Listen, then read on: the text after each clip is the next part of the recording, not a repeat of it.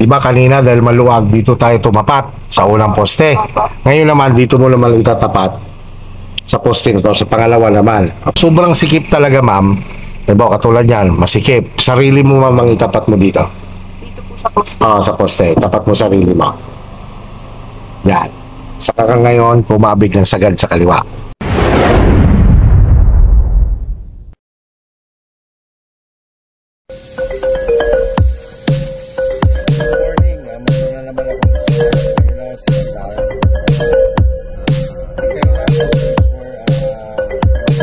Nandito na naman ako sa Talisay. Nandito na naman tayo sa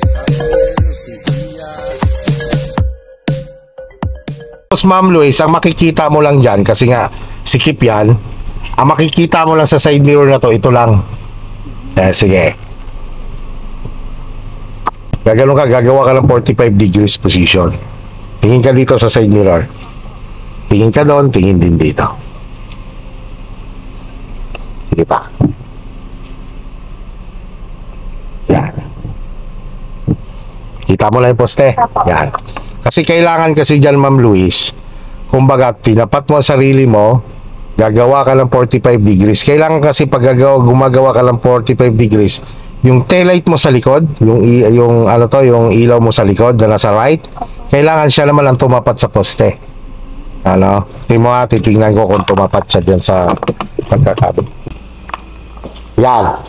So, ibig sabihin, ma'am, hindi siya tumapat. Lumabi siya. So, situational kasi sa parking. Ano? Tingnan mo, ma'am, yung kaliwa mo. Kita mo ba yung poste? Hindi masyado. Saan yan, ma'am, no? Halimbawa, lumabis ka ng konti. So, hindi ka pwede niyan sumagad-agad sa kanan. Kasi papalo ito sa poste yung likod mo. Okay, normal mo muna manubela. Normal mo. 1 and 2. Tapos, ma'am, lagay mo sa reverse. Lumingon ka, tingnan mo yung poste. Nakikita mo? Atras. Sige. Hop. Tingnan mo yung likod mo. Tingnan mo dito. Yung likod mo, tumapat na siya sa poste. Tama?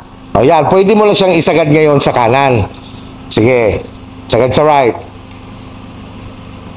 Sa atras ikaw. Check mo muna ha. Check mo ang kanan mo. Tingin mo lang ikaw sa right habang umaatras. Sige, atras. Sige. Sige. So, ibig sabihin, ma'am, pasok na yung right mo. O, katulad yan, halimbawa nag-aalangan ka ulit. Nasusobrang ka sikip. Ibalik mo ulit sa normal ang manubela mo. Yan, para hindi siya dumikit. Sige, atras ka ulit. Yan, itapat mo naman ang gulong mo. Yung gulong mo, tapat mo sa poste. Yan. Okay, so ngayon, tumapat na ang gulong mo. Kita mo? Nakikita mo yan dito sa maliit na salamin. Oh, ito. Parang hindi mo na binababa yung malaki. Pero kung wala ka pa nito, pag nag-aatras ka, ibaba mo ang mirror mo, na nakikita mo ang gulong at saka simento. Kapag pa-reverse. O, di ba, tumapat na ang gulong. O, sagad mo ulit sa kanan. Tapos, di ba, sure ka na dito na pasok. Focus ka naman sa kaliwa. Okay, atras lang ikaw. Bitaw-bitaw lang sa brake, yan. Yan. Lingon lang, left and right. Tingnan mo, pasok na siya parehas, di ba? Yan. Antayin mo na lang yan na mag 12 o'clock position ka. Yan. Sige. Tumuwid ang bawat gilid mo. Sige. Sige. Hop. Yan. Normal. O, atras ka ulit. Yan. Okay. Kaya na kitang pabayaan ha. Kasi ganito. Siyempre, gusto ko kasi matapos tayo na magawa mo ng ikaw lang. So ngayon ang gawin mo, labas ka ulit doon. Yung ginawa natin. Atras, balik ka dito, tapos park ka ulit dito. Reference natin, ma'am, doon ha. Sarili mo or side mirror mo. Basta diskarte mo. Palabasin mo, diskarte mo. Ha? Pag halimbawa hindi ako umimik, tama ginagawa mo. Pag umimik ako, stop, iko-correct kita. Okay, hinayaan lang natin estudyante na mag-reverse parking. Tapos natin turuan. Tingnan natin kung makukuha niya na.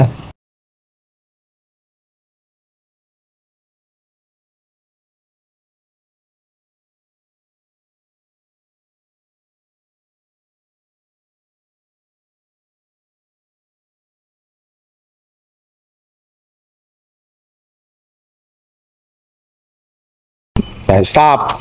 Halimbawa, ganyan, para hindi ka na lumala yung dikit mo dito. Forward ikaw, lagay mo sa drive. Yan, situational yan, ma'am, ha? O, sagad mo naman sa kaliwa. Yan, forward ikaw.